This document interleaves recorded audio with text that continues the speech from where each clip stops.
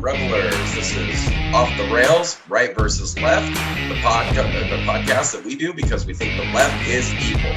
I'm Rob B. And I'm Brad Lee.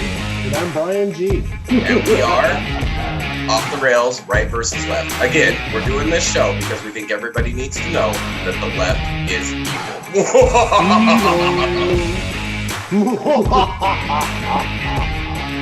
Classic.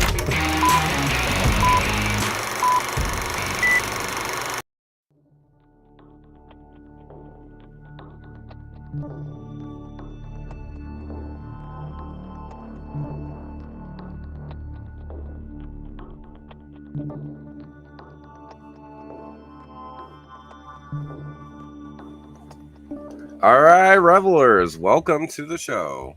I'm Rob B. Unfortunately, Brian is traveling and Brad is still stuck at work, so it's just me today.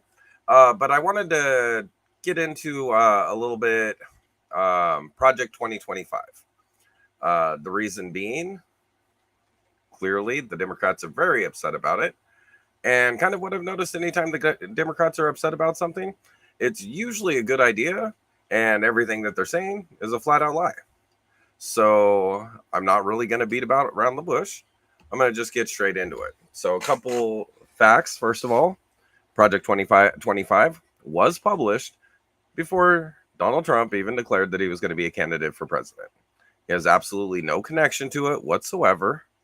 And tomorrow's episode, we're going to talk about some of the liberal projects that they've actually been unveiling upon us, whether we liked it or not. But I think it's important to look at what's actually in Project 2025 and to make sure that I'm not just getting a conservative bent on it.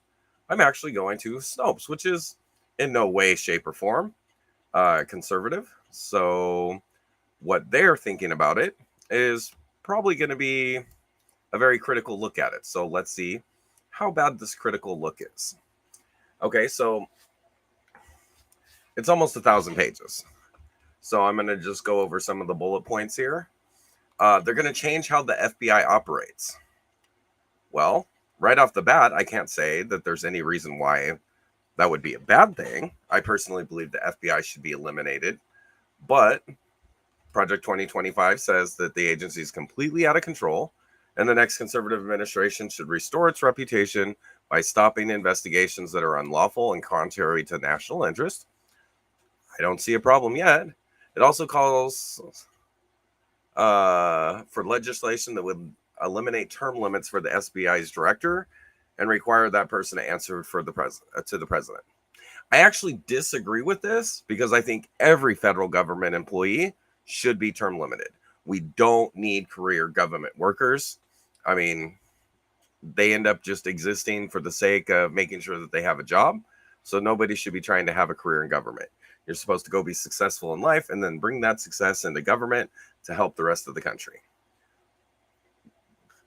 So next up, they want to eliminate the Department of Education. Well, considering how fast we're falling down in our standing in education in the world, this is a 100% reasonable ask, completely eliminating the Department of Education.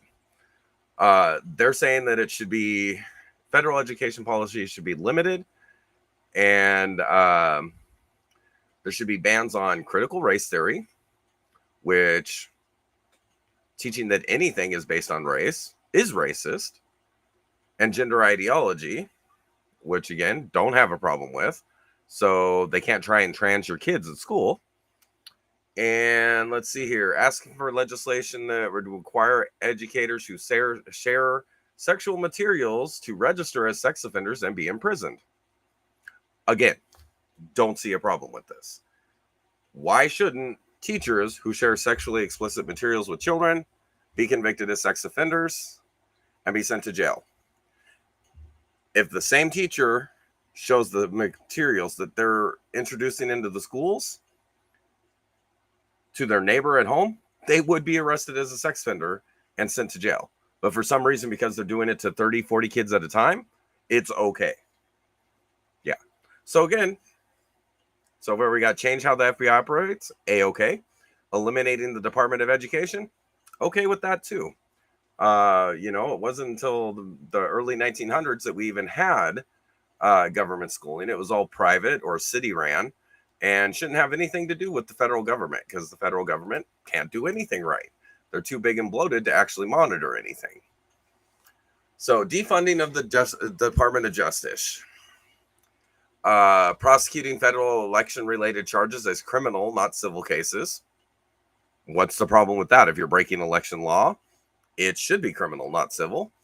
Voter registration fraud and unlawful ballot correction remain federal election offenses, and that they're never properly investigated and prosecuted. This is 100% accurate. The bureaucracy's way of reacting to allegations of fraud or ballot correction, if it's a Democrat making the complaint, they say the person elected is illegitimate. If it's a claim against a Democrat candidate, they say it's election denial and a conspiracy theory. You know what? I say we follow the law on this. Investigate it. If there was incorrect behavior, people should go to jail. If it was an organized attempt, there should also be RICO charges. So let's see here. Next up, reversing Biden-era policies attempting to reduce climate change. Okay, right off the bat, I'm okay with it. The Paris Climate Agreement, Trump was right to withdraw from it to begin with. Nothing we do is going to matter when the countries that pollute 5 times more than we do are completely unrestricted. Okay? China doesn't do anything for the good of the world, and they're never going to. Russia never does anything for the good of the world, and they're never going to. Both of these countries are 2 of the biggest polluters, and India also.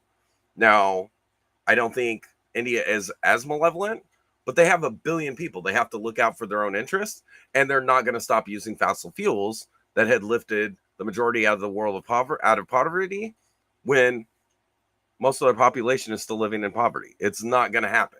They're going to continue to pursue cheap fossil fuels. So anything we do is going to be negligible. So, yeah, and it says eliminating any offices, programs, and directives designed to advance the Paris Climate Agreement. 100% okay with that. I like to point out that climate hysteria has been around since the 50s. First, it was an ice age. Then it was acid rain. Then it was the poles melting. Then it was the ozone layer.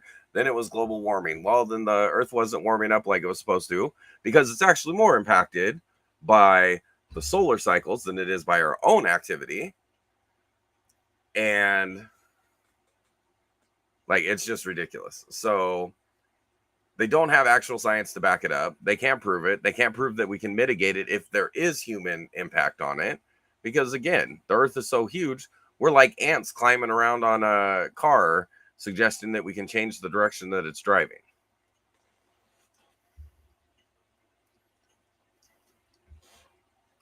So let's see here. Changing immigration policies. Okay. Well, I don't know about changing immigration policies. I'll say right off the bat, I'm not sure about that. What I do think is we need to follow immigration law. Kind of the policy problem is that they've been avoiding following the law. Deprioritize DACA. Yeah, that's absolutely fine, because people are trying to sneak their kids into the country in the hopes that they'll get a stay because they were brought here as kids. And like, I'm sorry, if your dad's a bank robber, you don't get priority towards keeping the money because he committed a crime. Why does the kid get a priority towards staying in the country because his dad broke a crime? So just saying, or broke a law, committed a crime. Impose financial punishments on so-called sanctuary cities that do not follow federal immigration laws. 100% accurate. Any law enforcement agency that refuses to follow federal laws doesn't get federal dollars, period. The end. Nothing else. That's it.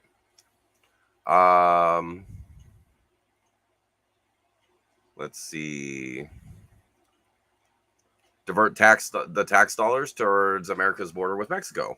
Okay, again, I don't have a problem. No, everybody in the country has seen what the border looks like, because Biden, with the swipe of a pen, dismantled all the policies that were working. Okay, so stronger enforcement of laws governing detainment of immigrants with criminal records and restricting an existing program that tracks people in deportation proceedings instead of incarcerating them. Okay, well, I'm just this simple. If they're here illegally, they're gone. I don't care if they've committed a crime or not in the country, because their standing in the country is a crime, no matter what, period. Okay? None of these people have legitimate excuses for asylum. They just broke into the country. This would be like if they broke into your house and claimed that since they're there, they have a right to stay there. And, oh, their countries are bad. Okay, well, so if your neighbor burns down his house, that doesn't mean he has a right to live in your house. The whole idea is absolutely ridiculous.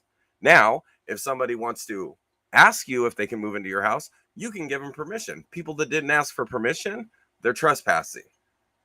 In this country, a trespasser goes to jail.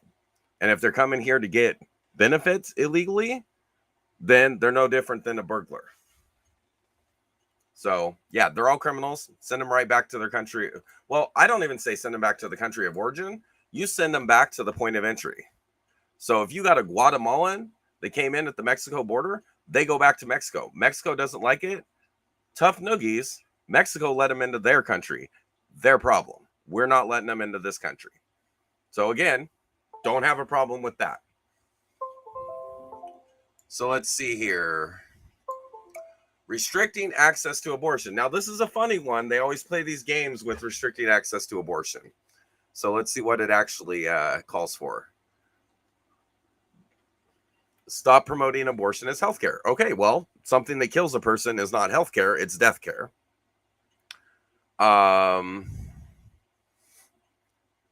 Recommends the FDA administration stop promoting and approving requests for manufacturing abortion pills. Well, they shouldn't be promoting anything. Their job is to check things to see if it's safe and see what the consequences of a medication is. 100% the consequences of this medication is a dead baby. So I'm just saying, I don't have a problem with this either. Now, that being said, according to the Constitution, It's not under the federal purview. Therefore, it should be decided by the state. So if a state wants to have manufacturing of the pills in their state and allow them in their state, as of right now, that's the way the law works. So it doesn't say anything else about banning or limiting abortion. It's just that they want the FDA to get out of it, which that sounds about right. It should be up to the states. Removing LGBTQ plus protections. Okay, so I'm going to say this right off the bat. Every quote unquote protection for every single special group is not a protection. What you're actually talking about is special circumstances for certain groups of people. Okay? So, in order to give a special benefit to one group, supposedly to fight discrimination, the only way to do that is to take it away from somebody from another group that actually earned it. Okay? So, every anti-discrimination plan that they come up with is actually discrimination, period. So I have no problem with this, but they need to go further than that.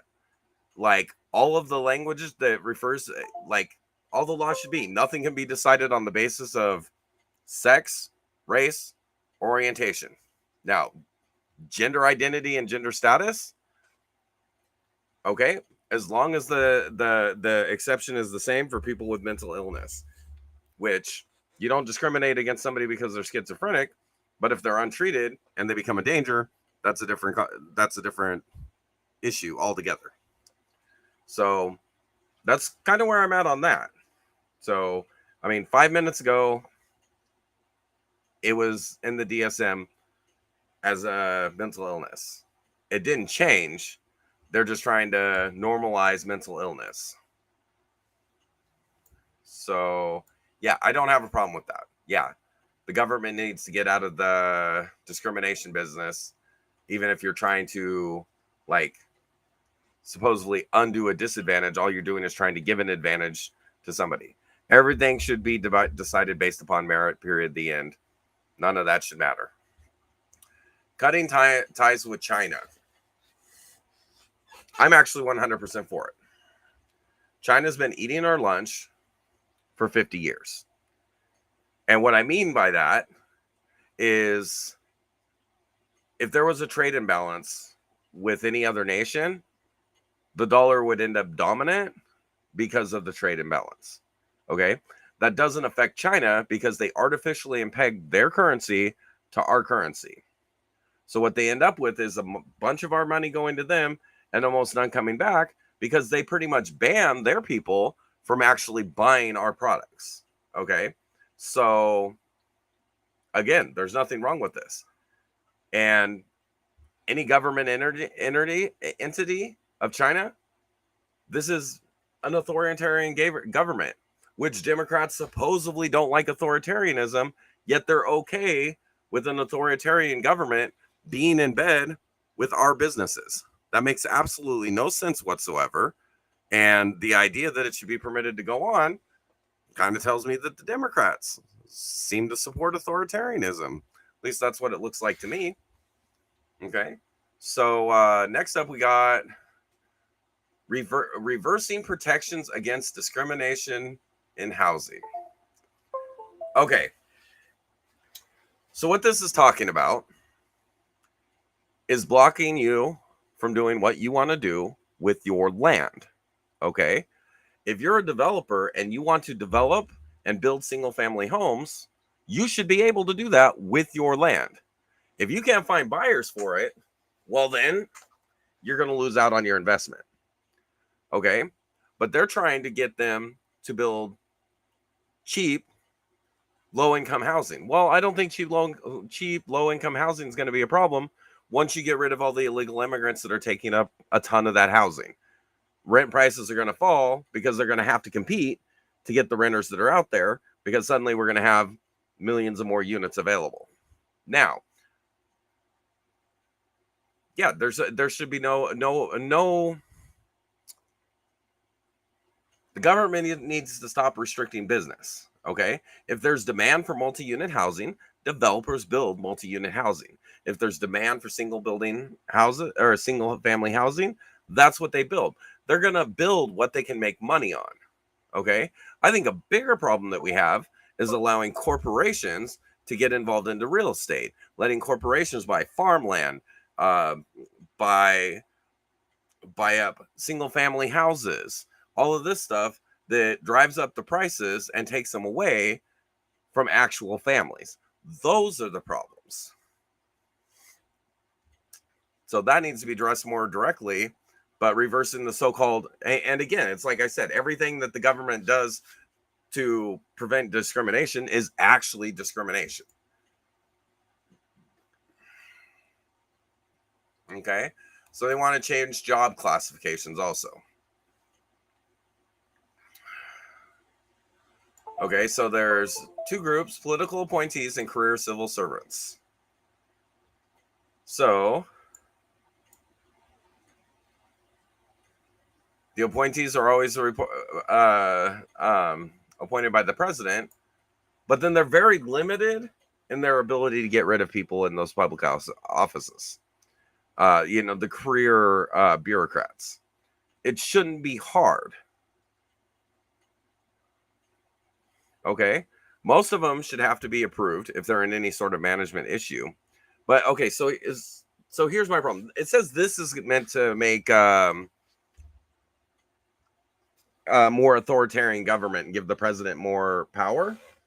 We already have an authoritarian government.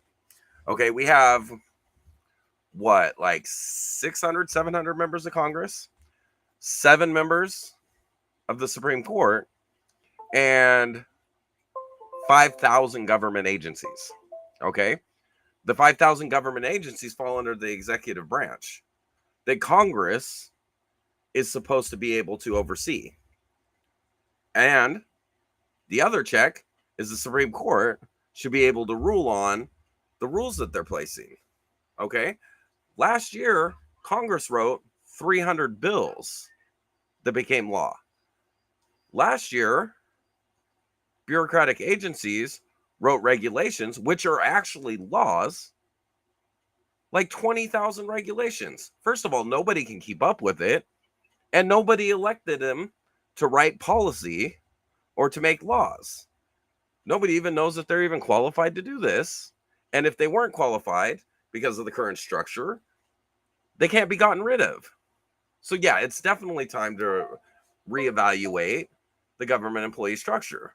Primarily, they need to freeze career civil service positions. I think they should put a cap on serving as a civil servant at like 5 or 10 years. And yeah, it's maybe 10 years, I'd say. There's a 1% turnover rate in government jobs. Okay. The turnover rate at any normal company is between 5 and 10%. Why? Because you get rid of incompetent people and you have retirements, so you have to replace them. But government employees stick around until they're dead, no matter how good or bad they are at their job. So I'm okay with the proposed freeze on civil servants. Keeping track of employees' opinions. Okay, so this one can be kind of misleading. Okay. Bureaucrats should be acting in a non-political basis. I mean, we're going to have some bureaucracy. People have to run the government. Okay. So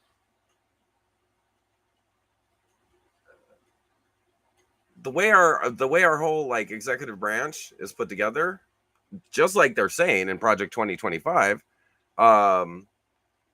like under Roosevelt, they created it to just promote liberal policies. So they bide their time and cling on to liberal policies that they have until they get another liberal government, and then they push more liberal policies, never going backwards, never correcting when they overextend. Okay. So yeah, I do believe that it is a good idea to ask a little bit about what they believe, particularly if somebody's a socialist or a communist. They shouldn't be working anywhere that involves finance or the economy. They don't believe in a capitalist system, so they're not going to do what's in the best interest of our economy, because their underlying goal is going to be to damage the economy so they can get their communist utopia. So it makes sense. And people that are pro criminal justice reform should not work in the justice system, because they can't mete out justice, because they are ideologically opposed to punishing criminals. So they shouldn't be in that position.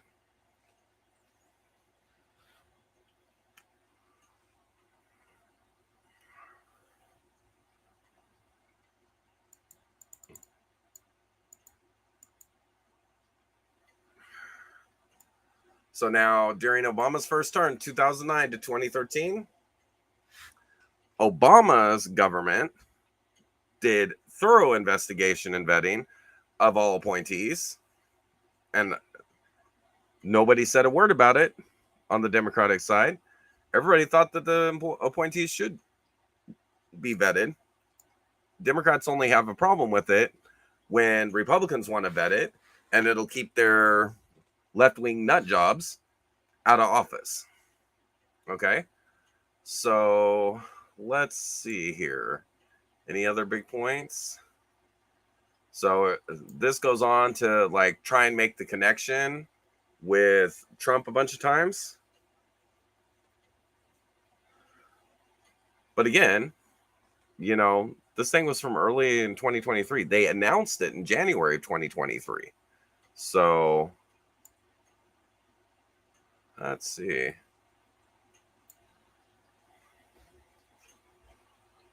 So the other point about this is yeah,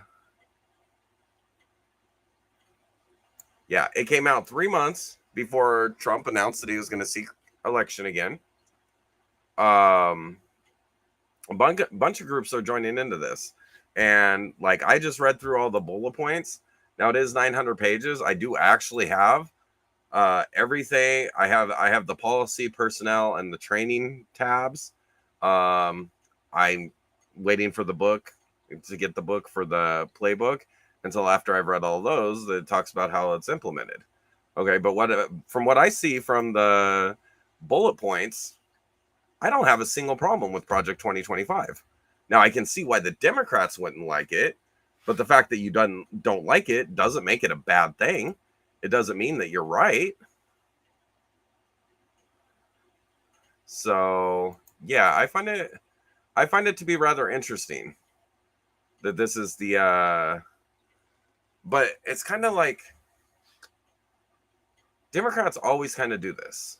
They try and paint things as being evil just because it's a conservative idea. And any idea that they come up with, even if it's clearly like bad, in violation of federal law, in violation of the Constitution, they act like it's a-okay. Like, I mean, the complete contradiction there is beyond me. Like, and I don't know why. How particularly unusual is it that my YouTube stream is failing? YouTube always has